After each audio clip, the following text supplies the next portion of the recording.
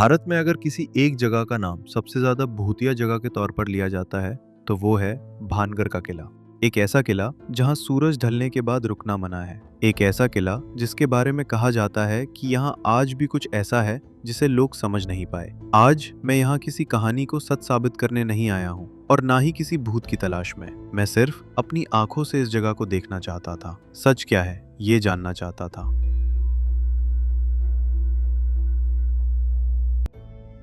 रास्ता बेहद खूबसूरत था। अरावली की पहाड़ियाँ, सूखी हवाएं और चारों तरफ एक अजीब सी खामोशी। लेकिन जैसे जैसे हम भानगढ़ के करीब पहुंच रहे थे, दिल की धड़कन भी थोड़ी तेज होती जा रही थी। शायद इस जगह की कहानियां पहले से ही दिमाग में घूम रही थी। ऑफिशियली हमारी एंट्री हो चुकी है। 20 रुपीज़ पर टिकट यहाँ पे ऑनलाइन आपको मिल जाएगी, और ऑनलाइन नहीं दोगे तो कैश में आपको 100 रुपीज़ देना पड़ेगा, मतलब पर person. So this is the प्राचीन स्थल ऑफ भानगढ़। ये पूरा किला है जो एंशियंट साइट है। आर्कियोलॉजिकल सर्वे ने इनको मतलब पूरा बताया है। हम यहाँ पे खड़े हैं तो हमको यहाँ से यहाँ तक जाना पड़ेगा, रॉयल पैलेस तक। तो चलते हैं।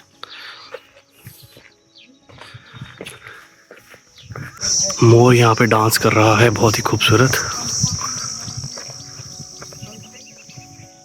जैसे ही मैं किले के अंदर पहुंचा, सबसे पहली चीज जिसने ध्यान खींचा वो थी खामोशी। ऐसी खामोशी जिसे शब्दों में समझाना मुश्किल है। यहाँ कभी बाजार हुआ करते थे, हजारों लोग रहते थे, लेकिन आज सिर्फ टूटी हुई दीवारें हैं। भानगढ़ का निर्माण लगभग 16वीं शताब्दी में राजा माधो सिंह ने करवाया था। उस समय ये एक समृद्ध नगर था। यहाँ महल थे, मंदिर थे, बाजार थे और दूर दूर से लोग व्यापार करने आते थे। लेकिन धीरे धीरे ये शहर वीरान होता चला गया। आज बस इसकी यादें बची हैं। कहा जाता है जब राजा माधो सिंह यहाँ नगर बसाने आए तो इस पहाड़ी पर योगी बालूनाथ तपस्या किया करते थे। उन्होंने सिर्फ एक शर्त रखी, किले की परछाई कभी मेरी तपोभूमि पर नहीं पड़नी चाहिए। राजा ने यह बात मान ली, लेकिन समय के साथ महल की ऊंचाई बढ़ाई गई और एक दिन किले की परछाई योगी की तपोभूमि तक पहुंच गई। कहा जाता है क्रोधित होकर योगी ने श्राप दिया, यह नगर कभी फिर आबाद नहीं होगा। किले के अंदर सबसे पहले मैं कृष्ण मंदिर पहुंचा। मंदिर बेहद सुंदर था, लेकिन एक चीज ने मुझे हैरान कर दिया। गर्भगृह पूरी तरह खाली था। जहां कभी भगवान श्री कृष्ण की मूर्ति रही होगी, आज वहां कुछ भी नहीं था, सिर्फ पत्थर और सन्नाटा।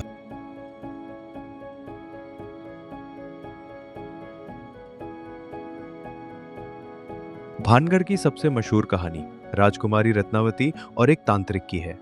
कहा जाता है तांत्रिक राजकुमारी से प्रेम करता था।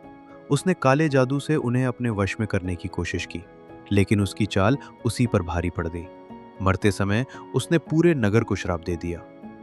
इतिहासकार इस कहानी की पुष्टि नहीं करते, लेकिन आज भी सबसे ज्यादा यही कहानी सुनाई जाती है।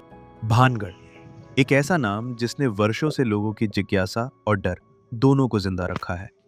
कहा जाता है कि कई लोगों ने यहाँ ऐसी आवाजें सुनी जिनका कोई जवाब नहीं मिला। किसी ने कदमों की आहट महसूस की तो किसी ने अचानक बदलते माहौल का जिक्र किया। इन्हीं रहस्यों की सच्चाई जानने भारत के जाने माने पैरानॉर्मल इन्वेस्टिगेटर गौरव तिवारी भी यहाँ रात में जांच के लिए आए थे। उन्होंने भानगढ़ में रात बिताकर अपनी टीम के साथ जांच की थी, लेकिन आज तक भानगढ़ का रहस्य ही बना हुआ है।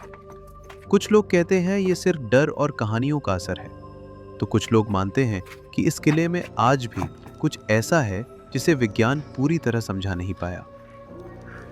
मैंने सोचा क्यों ना इस किले को अकेले एक्सप्लोर किया जाए। चारों तरफ बस सन्नाटा था।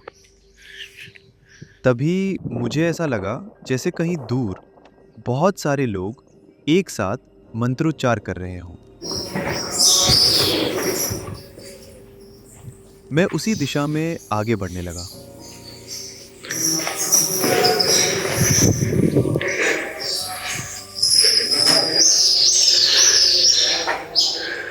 लेकिन जैसे ही मैं वहां पहुंचा, पूरा गलियारा खाली था।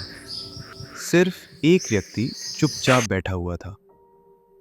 उसके लंबे बिखरे बाल, चेहरे के गंभीर भाव और उसकी खामोशी मुझे अंदर तक बेचैन कर रही थी। मैंने हिम्मत करके पूछा, क्या मैं आपकी वीडियो रिकॉर्ड कर सकता हूं?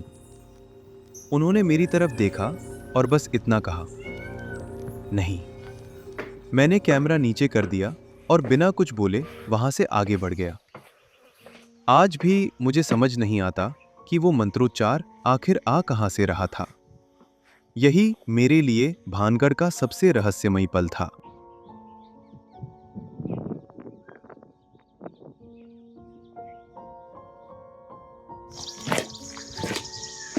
So I'm wandering this fort alone. There is no one behind me or anywhere because all the people have gone below there. And I'm just walking through the passages. This village is very beautiful. The fort is very beautiful. And as you can see, there are multiple places where you can, go and it's very. उसके बाद भी मैंने किले को explore करना जारी रखा। हर रास्ता, हर टूटी हुई दीवार, ऐसा लग रहा था जैसे कोई अपनी कहानी सुनाना चाहती हो।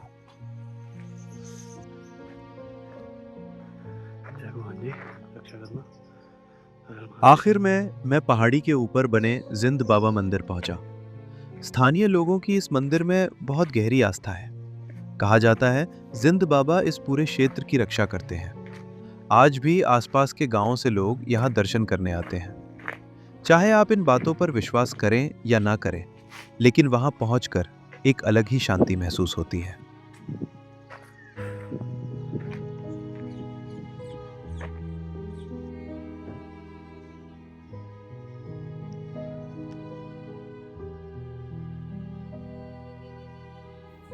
यहाँ पे बहुत सारे बैग्स हैं दोस्तों, वेरी डेंजरस।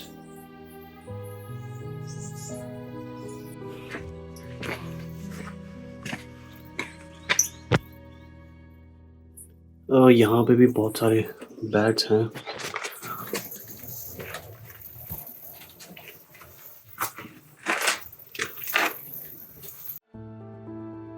एक बात जो भानगढ़ को बाकी किलों से अलग बनाती है, वो है यहाँ मौजूद दर्जनों मंदिर।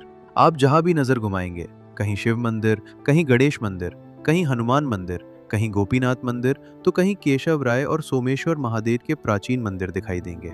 ऐसा इसलिए क्योंकि उस समय किसी भी नगर की पहचान सिर्फ उसके महल से नहीं, बल्कि उसके मंदिरों से भी होती थी।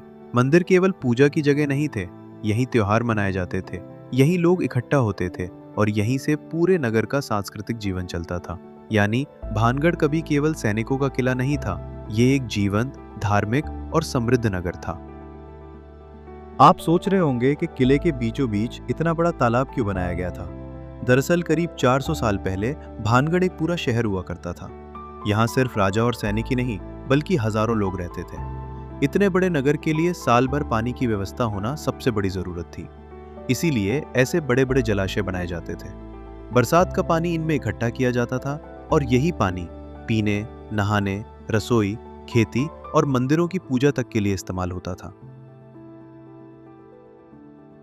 ये पुराना जयपुर चा। अच्छा, पुराना जयपुर, पुराना जयपुर जब बस रहा था यहाँ पे। हाँ। जयपुर चा पड़ा। अच्छा बांधी ऊपर दी थी। अच्छा। ले जाके महल में। अच्छा। फिर रानी देख के वो तेल पर है पड़ा। फिर बांधी ने पूछी, बांधी तेल को कौन दी क्या? एक मान बिछा कौन सा? वो डाउट होगा। ये सल्ला मर गया। अच्छा।